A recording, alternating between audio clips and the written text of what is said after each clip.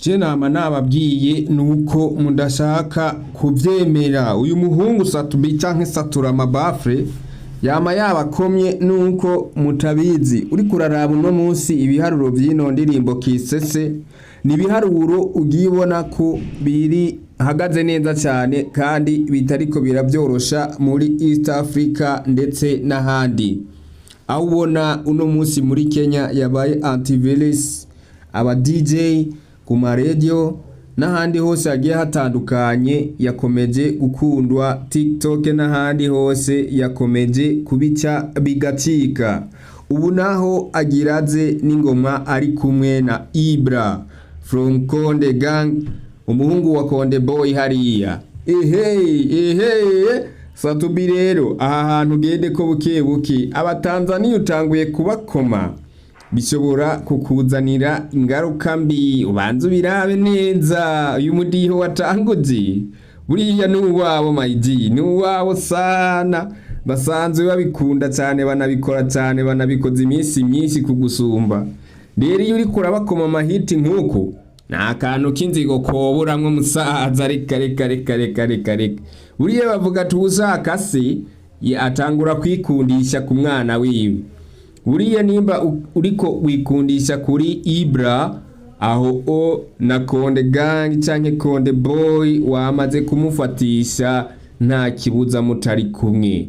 Rero uri kurabiraba Satubi kwino music ariko arashira kwitafari kandi ariko arayigeza ahandi hantu hatagiye horoshe, aho ubona ko ariko arakora ibintu bigiye bitandukanye kandi bigiye bizamu industry ya 2-5-7 no kumenyesha ko umuririmbyi Satubi mino minsi ariko arakora cyane kandi biteye ubwoba. Ubona neza ko afise intego, afise n'ahashaka gushikana umuziki w'u Burundi, kandi nkuko yamayivuga ati bujya gucika intege n'ivyo vya mbere bibi. Wewe yishimira ko iyo ukora neza kandi ugakora ibikorwa byiza ata mpamvu nimwe utoshika kure. Rero akavuga ati indirimbo yanje Kisese ni mukwize 2 million hama ndabahe ikindi kibombe cyangwa ndabahe iyindi hit ya sama tubandanye tuvibinga nkuko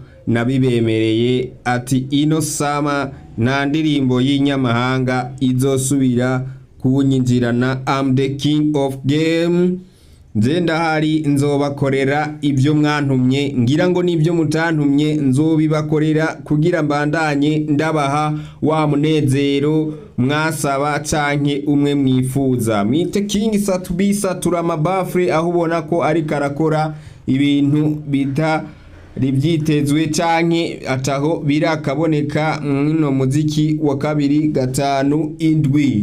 Rero ni nkuko ubona agenda agereka itafari kurindi.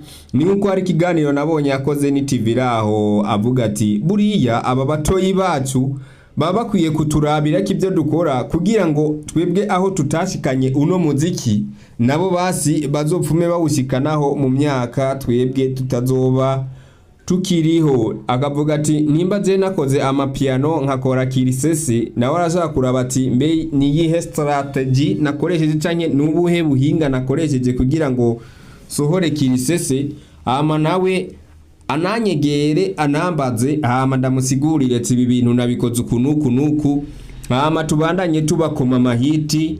Music ya 2-5-7 turabe ko twoshigikirana iduge ishike kurundi rwego. Aho akomeza atanga igizempo wavuga ati nubundi je kugira shikaha nagiye ni kompara n'abasumba nk'aba Big Fizo n'abakidumu n'abandi beshi.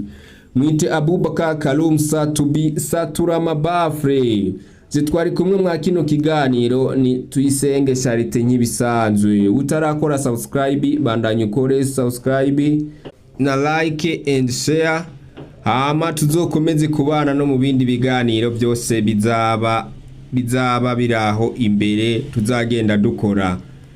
Bye bye.